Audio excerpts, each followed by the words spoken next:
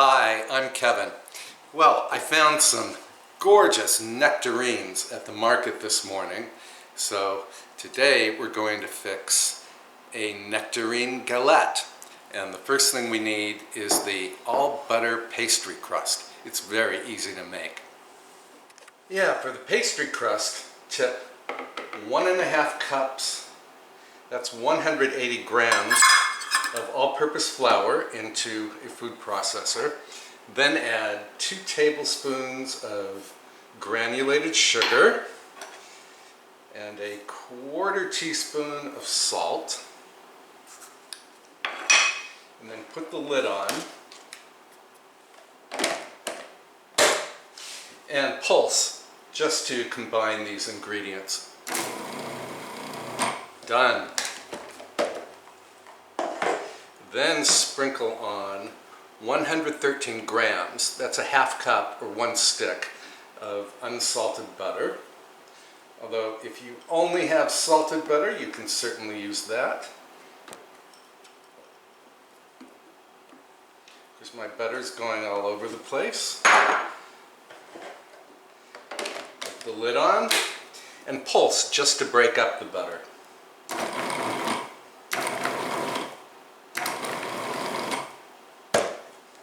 Good.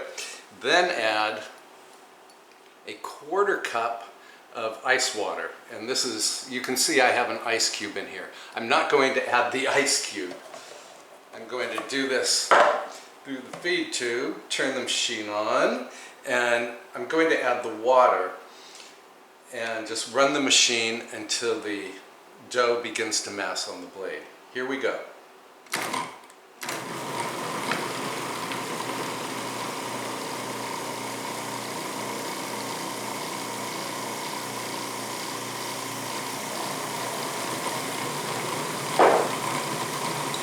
Almost there.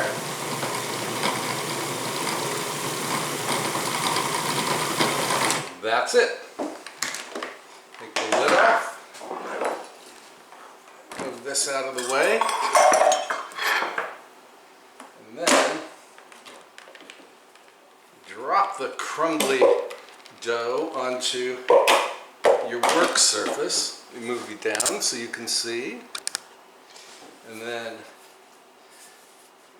grab all the stray bits of flour and form the dough into a ball.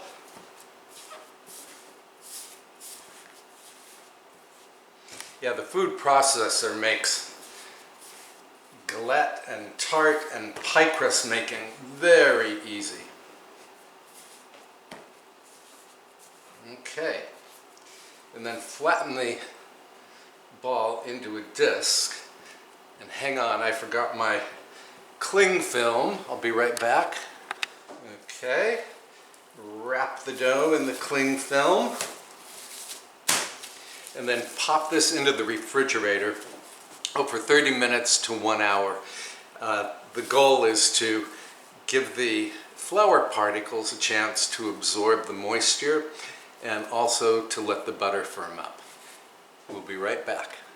Okay, while the dough is chilling, we can move on to the filling. In a mixing bowl, add a 1/2 cup of sugar and 3 tablespoons of tapioca flour.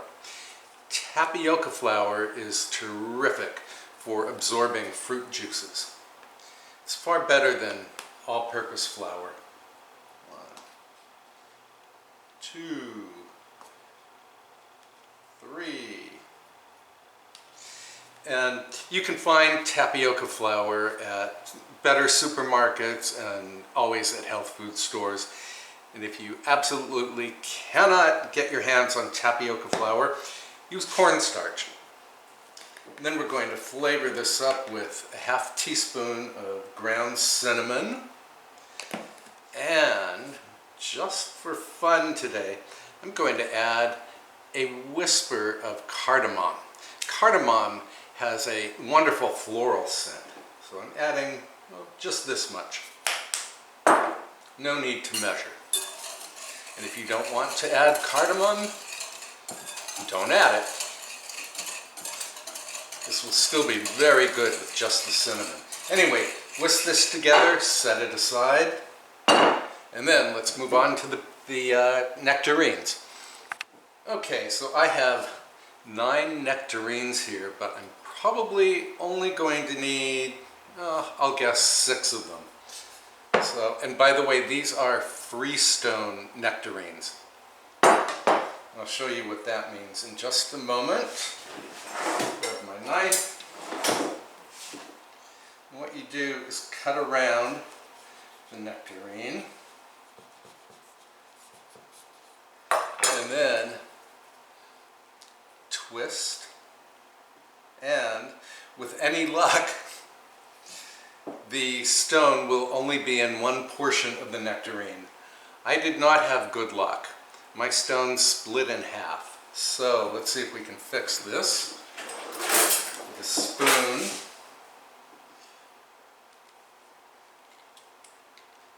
Well, it's a good thing that I bought extra nectarines, because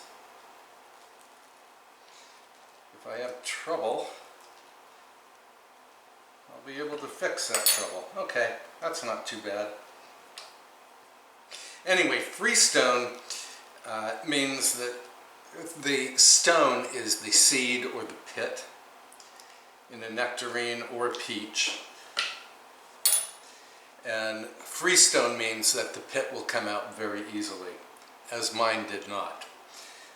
Anyway, turn the nectarine upside down and then cut. Let's see, do I want to do lengthwise slices or crosswise? I'll do lengthwise. I'm going to cut this into thirds. Same with this one. Okay, I'm going to do one more peach in hopes of redeeming myself here. I don't put quite so much pressure on the thing this time. Twist. Now it doesn't even want to come apart.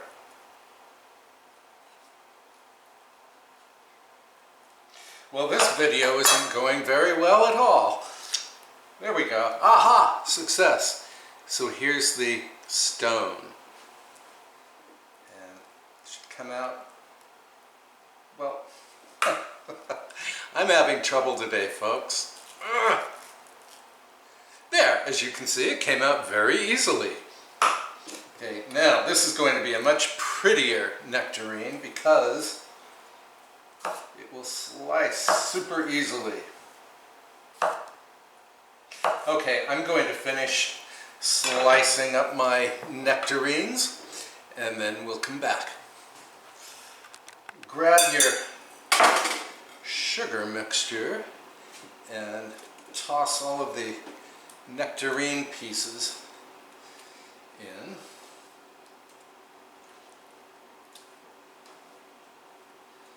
Sorry, this is taking me so long. This is real live food prep here.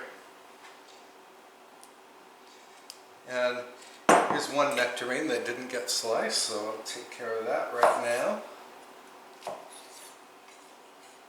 Fortunately, we did not have to peel these things. Okay, spatula. Give them a toss. And then we're going to let these nectarines macerate or exude their juices for about 10 minutes. At which point, I think my crust will be ready to roll out. So we'll see you shortly. Okay, I don't think I explained the difference between a freestone peach or nectarine and a clingstone type. With the freestone, you should be able to just cut around the fruit, split it or twist it, and the stone or seed will pop out very easily. A clingstone peach or nectarine, the seed is not going to come out at all. So you have to carve around the seed or the pit. And if you're trying to do a decorative tart or galette, then you really want to use a freestone fruit because it splits easily and you can slice it any way you like. Okay? Let's move on. Let's get ready to roll out the crust. I'm going to roll out the crust on my pastry cloth here. Pastry cloth is great because nothing sticks to it.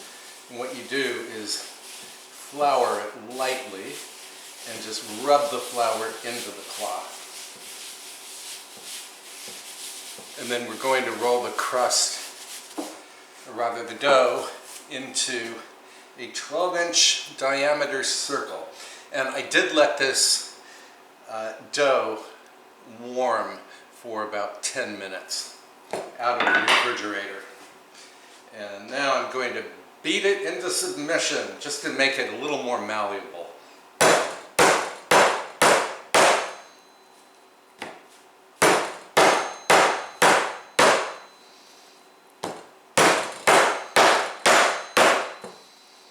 Sorry about all the noise. Okay. Form this into a circle. And then we can start rolling.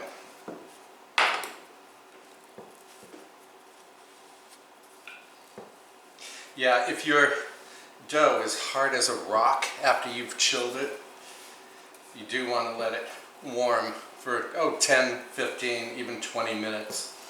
You just don't want it to be so soft that it becomes gummy. And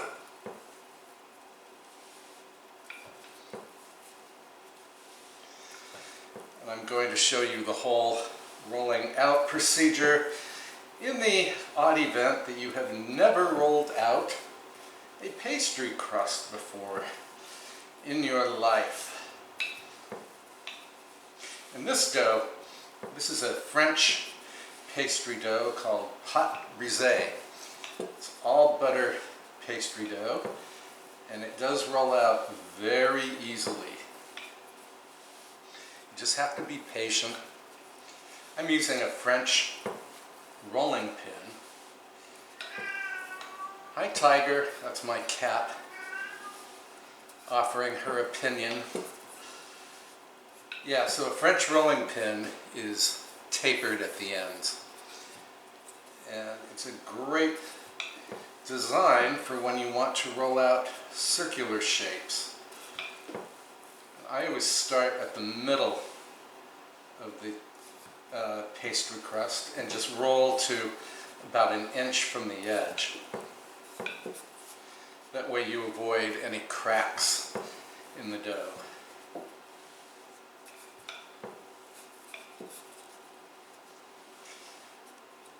And I know some people are very fond, so I'm going to flip this over. Some people are very fond of these store-bought ready-made crusts, but to me they taste like cardboard. There's no butter in them, not the ones that I've seen anyway. And they just don't have a good texture after they've baked. It's the kind of crust that people leave on their plate. In other words, if they have apple pie made with that ready-made pie crust, they will eat the filling and not the crust because the crust is just, well, really horrible. This is the kind of thing where people ignore the filling and just eat the crust. Okay, so now you can fold this into a triangle and then take a rimless baking sheet and line it with parchment paper. And if you don't have a rimless baking sheet, just use a regular baking sheet and turn it upside down. And then unfold the dough onto the parchment. And then sprinkle a tablespoon of the tapioca flour in the center. And then roll up your sleeves and spread it out to within 1.5 inches of the edge. And again, this tapioca flour is just terrific for absorbing fruit juices. This way it won't be a runny galette. Okay. Now look at all of the liquid that has come out of the nectarines. I don't know if you can see, but trust me, there's a lot of liquid here. And we don't want all of that liquid in the galette because we don't want a soggy, we don't want the galette to have a soggy bottom. There's nothing worse than a soggy bottom. And then arrange the nectarine wedges in some decorative fashion. I'm going to do concentric circles.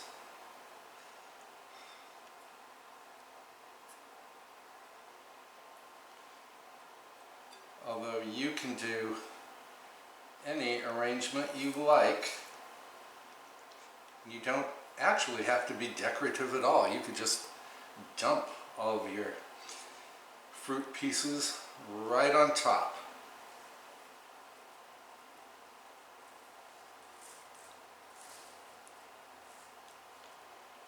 Okay. We're getting there.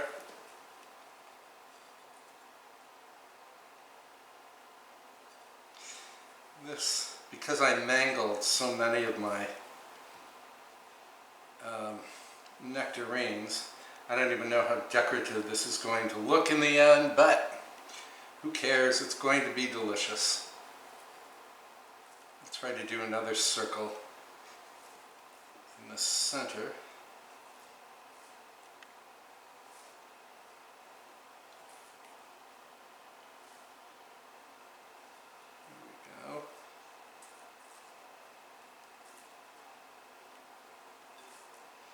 Yeah, so I think I ended up using 8 nectarines in total.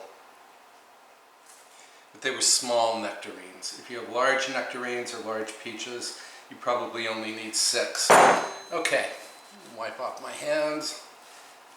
And then, here's the fun part. I'm going to fold the dough over the fruit, like so, and then make little pleats as you go.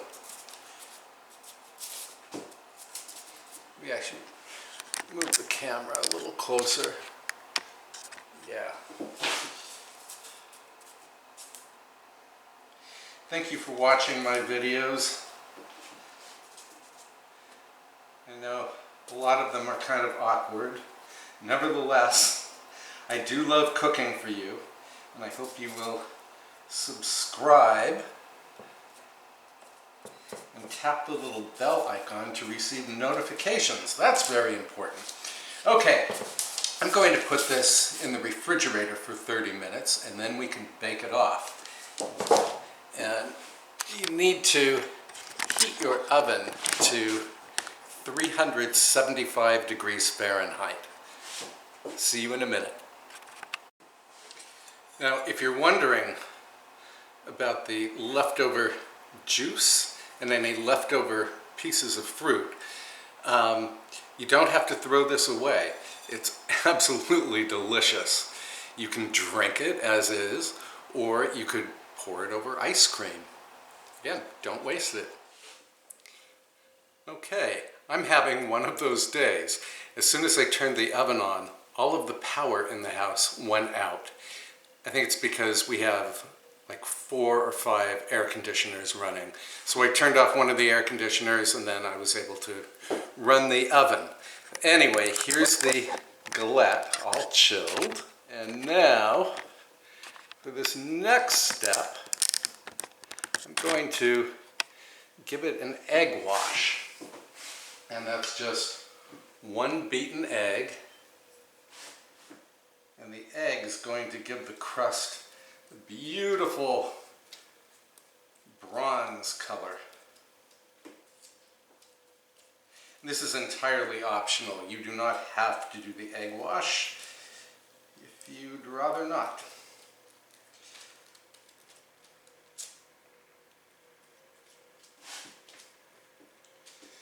Yeah, I had trouble with the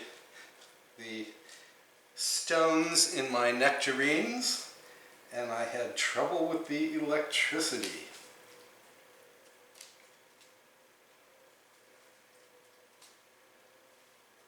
Okay.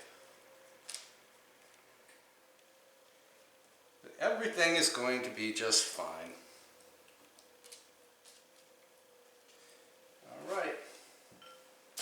This goes into the preheated 375-degree oven until the crust browns attractively and the juices in the galette bubble a little. That will take 45 to 50 minutes. See you then. And here's our nectarine galette fresh out of the oven. As you can see, the crust has beautifully bronzed. And this is the reason that I baked it on a rimless baking sheet. To slide it directly onto a wire rack so that it can cool from underneath as further assurance against a soggy bottom. And I'm going to let it cool, for about 30 minutes, and then we can have a taste. All right. It's taste time.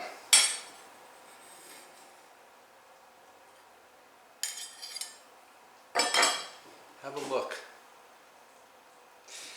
So the crust, as I mentioned, browned perfectly. And even though I mangled some of the fruit, it still looks terrific. Yeah, the nectarines have caramelized.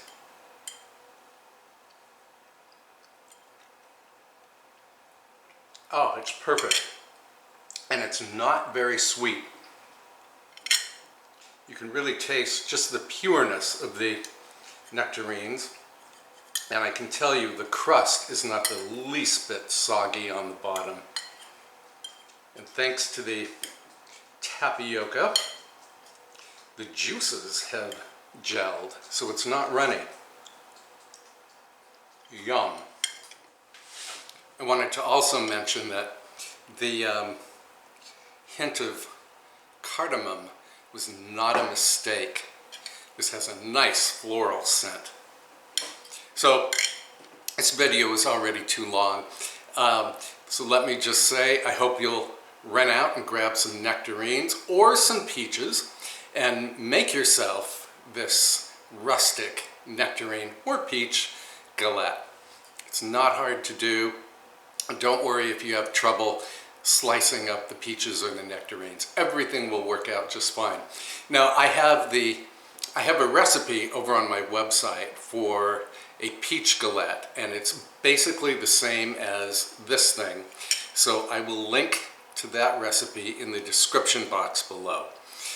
And I will see you very soon with another delicious recipe. Don't forget to subscribe, tap the bell icon, and if you have time, post a comment.